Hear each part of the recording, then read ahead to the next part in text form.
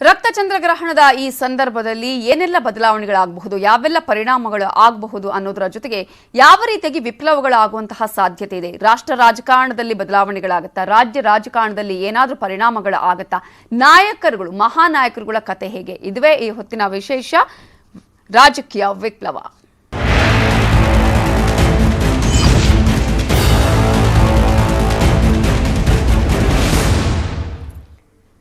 ರಾಜಕೀಯಕ್ಕೆ ಗ್ರಹಣ ದೋಷ ಹೇಗೆ ಅನ್ನೋದ್ರ ಬಗ್ಗೆ ನಾವು ಮಾತನಾಡ್ತಾ ಹೋಗ್ತೀವಿ. ಈಗ ಗುರೂಜಿ, ಈಗ ನಾವು ಬೇರೆ ಬೇರೆ ಪರಿಣಾಮಗಳನ್ನ ನೋಡ್ತೀವಿ ಇಂತಹ ಒಂದು ಗ್ರಹಣದ ಸಂದರ್ಭದಲ್ಲಿ. ಅದು ಒಂದು ನಮ್ಮ ವಿಚಾರಗಳಾಗಿರ್ಬೋದು, ಶುಭ ಅಶುಭ ಫಲಗಳು ನಮ್ಮ ರಾಶಿಗಳ ಮೇಲೆ, ನಕ್ಷತ್ರಗಳ ಮೇಲೆ. ಇನ್ನೊಂದು ಕಡೆ ನೋಡಿದ್ರೆ ರಾಷ್ಟ್ರ ರಾಜಕಾರಣ ವಿಚಾರವನ್ನು ಗಮನಿಸಬೇಕಾಗುತ್ತೆ. ಇಲ್ಲಿ ರಾಜಕೀಯದ ಮೇಲೆ ಪರಿಣಾಮ ಇದೆಯಾ ಈ ಗ್ರಹಣದಿಂದ? ಓಕೆ, ಈಗ ರಾಜಕೀಯ ಅಂತ ಹೇಳುವ ಒಂದು ಶಬ್ದ ಒಂದು ವ್ಯಕ್ತಿಗೆ ಸೀಮಿತವಾದದ್ದಲ್ಲ. ಇದು ಹಲವಾರು ನಾಯಕರಿಗೆ ಸೇರಿಸಿಕೊಂಡಂತಹ ಒಂದು ರಾಜಕೀಯ. ಅದು ರಾಜ್ಯದಲ್ಲಿರ್ಬೋದು ಅಥವಾ ರಾಷ್ಟ್ರದಲ್ಲಿ ಅಥವಾ ದೇಶದಲ್ಲಿ ಇರ್ಬೋದು. ಈ ಎಲ್ಲ ಭಾಗಗಳನ್ನು ನಾವು ಅವಲೋಕನ ಮಾಡಿದಾಗ ಈ ಗ್ರಹಣಗಳು ಒಂದು ಫಲವನ್ನು ಕೊಡ್ತಾರೆ. ಯಾರು ಧರ್ಮಿಷ್ಠರಾಗಿ ಬದುಕನ್ನ ಮತ್ತು ಕರ್ತವ್ಯವನ್ನ ಮತ್ತು ಲೋಕ ಕಲ್ಯಾಣವನ್ನ ಮಾಡುವ ನಾಯಕರಿದ್ದಾರೆ, ಸಂದಿಗ್ಧ ಪರಿಸ್ಥಿತಿಗಳು ಖಂಡಿತ ಬರಲಿಕ್ಕಿಲ್ಲ ಅಂತ ಒಂದು ಶಬ್ದ ಉಪಯೋಗ ಮಾಡಬಹುದು. ಇನ್ನೊಂದು, ಗ್ರಹಣವೇ ಒಂದು ರಾಜಕಾರಣಿಗಳಿಗೆ ಒಂದು ಪಕ್ಷಕ್ಕೆ ಸೋಲು ಗೆಲುವನ್ನು ಕೊಟ್ಟಿದೆ ಅಂತ ಹೇಳುವ ಶಬ್ದ ಖಂಡಿತ ಸುಳ್ಳಾಗುತ್ತೆ. ಯಾಕೆ ಅಂತ ಹೇಳಿದ್ರೆ, ಈ ಗ್ರಹಣ ಕಾಲವು ಇದು ಒಟ್ಟಿಗೆ ನಮ್ಮ ಪ್ರಕೃತಿಯ ಮೇಲೆ ಉತ್ಪತ್ತಿಯಾಗುವ ಒಂದು ಖಗೋಳ ಪ್ರಕ್ರಿಯೆ ಇದು. ಹಾಗಾಗಿ ಈ ಪ್ರಕ್ರಿಯೆಯು ಒಂದು ವ್ಯಕ್ತಿಯ ರಾಶಿ ನಕ್ಷತ್ರದ ಮೇಲೆ ಕೊಡುತ್ತೆ, ಆದರೆ ರಾಜಕೀಯದ ಮೇಲೆ ಕೊಡುವುದಕ್ಕಿಂತಲೂ ಅಧಿಕವಾಗಿ ಪ್ರಕೃತಿಯ ಬಗ್ಗೆ ಫಲಗಳನ್ನು ಅಧಿಕವಾಗಿ ಕೊಡುತ್ತೆ. ಜಲ, ಅಗ್ನಿ, ವಾಯು, ತೇಜ ಇದರ ಬಗ್ಗೆ ಅಧಿಕ ಕೊಡುತ್ತೆ. ರಾಜಕಾರಣದ ಬಗ್ಗೆ ನಾವು ಅಥವಾ ಈ ಒಂದು ಪಕ್ಷಗಳ ಬಗ್ಗೆ ನಾವು ಮಾತನಾಡುವುದಾದ್ರೆ, ಕೇವಲ ಕರ್ನಾಟಕದಲ್ಲಿರುವ 3 ಪಕ್ಷಗಳು ಅಥವಾ ನಮ್ಮ ಭಾರತದಲ್ಲಿರುವ ಅನೇಕ ಪಕ್ಷಗಳು, ಈ ಅನೇಕ ಪಕ್ಷಗಳಿಗೆ ನಾಮಕರಣ ಮಾಡಿ ಗ್ರಹಣ ಫಲವು ಅಧಿಕವಾಗಿ ಫಲ ಕೊಡುತ್ತೆ ಅಂತ ಹೇಳುವುದು ಖಂಡಿತವಾಗಿ ಅಶಾಸ್ತ್ರೀಯ, ತಪ್ಪು ಅಂತ ಹೇಳ್ಬೋದು. ಅದರಿಂದಾಗಿ ಇದು ರಾಜಕಾರಣದಲ್ಲಿ ನಿಷ್ಠಾವಂತ ವ್ಯಕ್ತಿತ್ವವನ್ನು, ಲೋಕ ಕಲ್ಯಾಣವನ್ನ ಮಾಡುವ 12 ರಾಶಿ, 28 ನಕ್ಷತ್ರ, 9 ಗ್ರಹಗಳು ಈ ಎಲ್ಲ ರಾಜಕಾರಣಿಗಳ ಮೇಲೆ ಪರಿಣಾಮಗಳನ್ನು ಕೊಡ್ತಾ ಇರುವ ಕಾರಣದಿಂದಾಗಿ ಅದಕ್ಕಾಗಿ ಗ್ರಹಣವು ಪಕ್ಷಕ್ಕೆ ಇದಮ್ಮಿತ್ತಮ್ ಅಂತ ಹೇಳುವ ಫಲವನ್ನು ಹೇಳಲಿಕ್ಕೆ ಆಗೋದಿಲ್ಲ. Okay, yes. ಇನ್ನು ಶ್ರೀನಿವಾಸ ನರಸಿಂಹನ್ ಅವರೇ, ಈಗಾಗಲೇ ನಾವು ರಾಜಕೀಯದ ಬಗ್ಗೆ ಮಾತನಾಡ್ತಾ ಇರೋದ್ರಿಂದ ಒಂದು ಪ್ರಶ್ನೆ ಇದೆ ಇಲ್ಲಿ. ಈಗ ನಾವು ಈ ಒಂದು ಕಳೆದ ಭಾಗದ ಅಥವಾ ಈ ವರ್ಷ ಆಗಿರ್ಬೋದು ಅಥವಾ ಕಳೆದ ವರ್ಷ ಸಾಕಷ್ಟು ರಾಜಕೀಯ ನಾಯಕರಾಗಿರ್ಬೋದು ಅಥವಾ ಬೇರೆ ಬೇರೆ ರೀತಿಯ ಪರಿಣಾಮಗಳು ನಾಯಕರುಗಳ ಮೇಲೆ ಆದಂತಹ ಬೆಳವಣಿಗೆಗಳನ್ನ ನಾವು ನೋಡ್ತಾ ಬಂದಿದ್ದೀವಿ. ಸೊ ಈ ಒಂದು ಗ್ರಹಣದ ಸಂದರ್ಭದಲ್ಲಿ ನಾಯಕರ ಆರೋಗ್ಯ ಸ್ಥಿತಿ ಆಗಿರ್ಬೋದು, ಸ್ಥಾನ ಪಲ್ಲಟದ ವಿಚಾರಗಳಾಗಿರ್ಬೋದು ಅಥವಾ ಸೋಲು ಗೆಲುವಿನ ಪರಾಮರ್ಶೆಗಳನ್ನ ಮಾಡಬಹುದಾ, ಪರಿಣಾಮ ಇರುತ್ತಾ? ಖಂಡಿತವಾಗ್ಲೂ ಇರುತ್ತೆ. ಯಾಕೆ ಅಂದ್ರೆ ಅದು ಈ ಮನಸ್ಥಿತಿ ಮೇಲೆ ಇರುತ್ತೆ ಅನ್ನೋದನ್ನ ನಾನು ಆಗ್ಲೇ ಹೇಳ್ತಾ ಇದ್ದೆ. ಚಂದ್ರನು ಕೂಡ ಅದಕ್ಕೆ ಬೆಂಬಲವನ್ನ ವ್ಯಕ್ತಪಡಿಸ್ತಾನೆ. ಇದಕ್ಕೆ ಅವ ಮನಸ್ಕಾರಕನಾಗಿರುವಂತದ್ದು. ಇಲ್ಲಿ ನಮ್ಮಲ್ಲಿ ಏನಾಗುತ್ತೆ ಅಂತ ಹೇಳಿದ್ರೆ, ಈಗ ಒಂದು ಸಣ್ಣ ಉದಾಹರಣೆಯನ್ನು ಹೇಳ್ತೀನಿ. ಈಗ ಈ ಗ್ರಹಣ ಕಾಲದಲ್ಲಿ ಏನ್ ಮಾಡ್ಬೇಕು, ಏನ್ ಮಾಡಿದ್ರೆ ಅವನ ಶಕ್ತಿ ಉತ್ಪತ್ತಿ ಆಗುತ್ತೆ ಅನ್ನೋದು ಇಷ್ಟೇ ಇರುತ್ತೆ.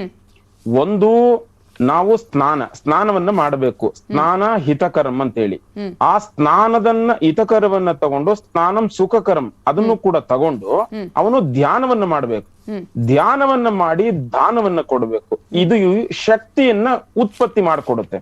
ಅದಕ್ಕೋಸ್ಕರನೇ ಈ ರಾಜಕೀಯ ನಾಯಕರು ಎಲ್ಲ ದೇವಾಲಯಗಳಿಗೂ ಬಂದು ಅರ್ಚಕರು ಅಥವಾ ಗುರೂಜಿಗಳು ಅಥವಾ ಸ್ವಾಮೀಜಿಗಳು ಇವರನ್ನ ಆಶ್ರಯಿಸ್ತಾರೆ. ಈಗ ಏನಾದ್ರೂ ಕೂಡ ತೊಂದರೆ ಇದ್ರೆ, ಈ ಗ್ರಹಣ ಕಾಲದಲ್ಲಿ ತೊಂದರೆ ಇರಬಹುದು ಅಥವಾ ಪರ್ವಕಾಲಗಳಲ್ಲಿ ಬರುವಂತಹ ತೊಂದರೆಗಳಿರ್ಬೋದು, ಏನೇ ತಪ್ಪು ಮಾಡಿದ್ರು ಕೂಡ ಇವರನ್ನ ಬಂದು ಆಶ್ರಯಿಸ್ತಾರೆ. ಆಗ ಆಶ್ರಯ ಮಾಡಿದ ಮೇಲೆ ಅವರು ಯಜ್ಞಯಾಗಾದಿಗಳನ್ನು, ಪೂಜೆ ಪುನಸ್ಕಾರಗಳನ್ನು, ಅವರಿಗೆ ಮಾರ್ಗದರ್ಶನವನ್ನ ಕೊಟ್ಟು ಅವರನ್ನ ಉನ್ನತ ಸ್ಥಾನಕ್ಕೆ ಹೋಗುವಂತಹ ಶಕ್ತಿಯನ್ನ ತುಂಬುವಂತ ಕೆಲಸವನ್ನ ಮಾಡ್ತಾರೆ. ಅದಕ್ಕೋಸ್ಕರನೇ ಇದು ಸ್ವಶಕ್ತಿಯನ್ನ ಪಡೆಯುವಂತಹ ಕಾಲ. ಈ ಕಾಲವನ್ನ ಮಾಡಿದ್ರೆ, ಈ ಕಾಲದಲ್ಲಿ ಸ್ವಶಕ್ತಿಯನ್ನ ಪಡೆದ್ರೆ ಬಹುತೇಕ ಅವರಿಗೆ ಬೇರೆಯವರಿಗೆ ಆ ಶಕ್ತಿಯನ್ನ ತುಂಬಬಹುದು ಅಂತ. ಈಗ ಉದಾಹರಣೆಗೆ ದೇವೇಗೌಡರಾಗಿರ್ಬೋದು ಅಥವಾ ಬೇರೆ ಯಾವುದೇ ನಾಯಕರಾಗಿರ್ಬೋದು, ಹೋಗಿ ಹೋಮ ಹವನಗಳಲ್ಲಿ, ದೇವಸ್ಥಾನಗಳಲ್ಲಿ, ಆ ಪೂಜಾ ಪುನಸ್ಕಾರಗಳಲ್ಲಿ ನಿಂತ್ಕೋತಾರೆ ಹೋಗಿ.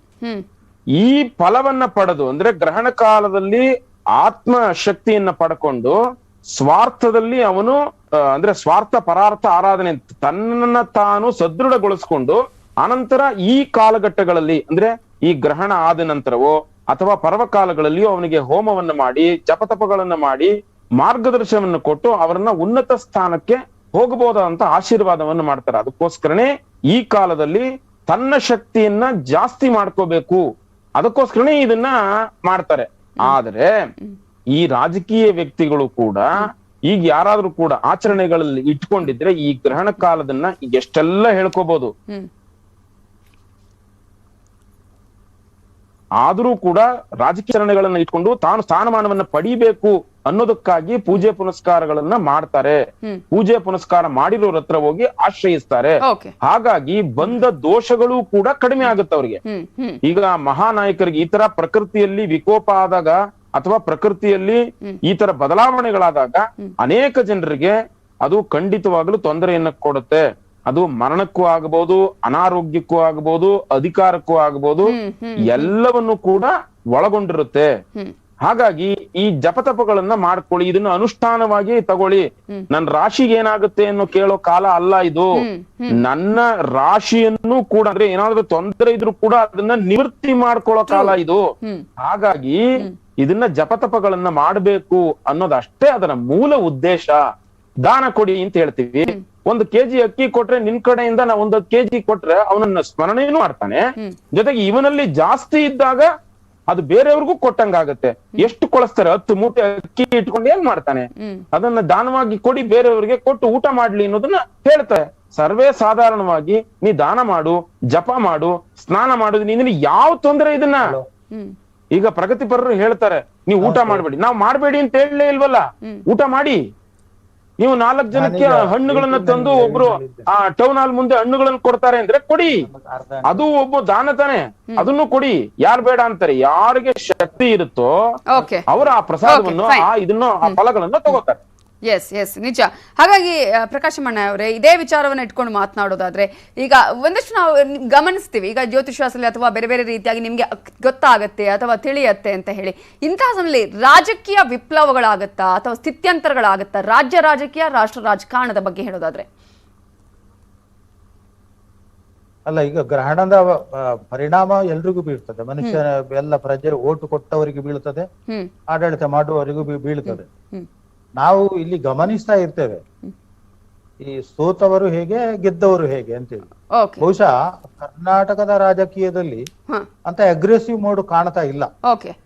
ಅದು ಕೂಡ ಬೊಮ್ಮಾಯಿಯವರು ತುಂಬಾ ತಾಳ್ಮೆ, ಹಾಲ್ಟೆಡ್ ಪ್ರೊಸೀಡ್. ಹಾಗಾಗಿ ಈ ಗ್ರಹಣದ ತೊಂದರೆಗಳು ಬರ್ಲಿಕ್ಕಿಲ್ಲ. ಇನ್ನು ಕೇಂದ್ರದ ವಿಚಾರವನ್ನು ನೋಡಿದ್ರೆ ಅಲ್ಲಿಯೂ ಕೂಡ ಅಂತ ಅಗ್ರೆಸಿವ್ ಆಗಿಲ್ಲ. ಈಗ ಏಟಿಗೆ ಪ್ರತಿ ಏಟು ಕೊಡುವಂತದ್ದಾದ್ರೆ ಅಲ್ಲಿ ಸಂಘರ್ಷಗಳನ್ನು ನಾವು ಹೇಳ್ಬೇಕು. ಇಲ್ಲಿ ಎರಡೂ ಕಡೆಯೂ ಕೂಡ ಅಂತ ಒಂದು ಸ್ಥಿತಿಗಳು ಕಾಣುವುದಿಲ್ಲ. ಇನ್ನು ಅತೃಪ್ತರು ಯಾರಿರ್ತಾರೆ ಬೇರೆಯವರು, ಅವರು ಏನಾದ್ರೂ ತೊಂದರೆಗಳನ್ನು ಕೊಡಬಹುದು.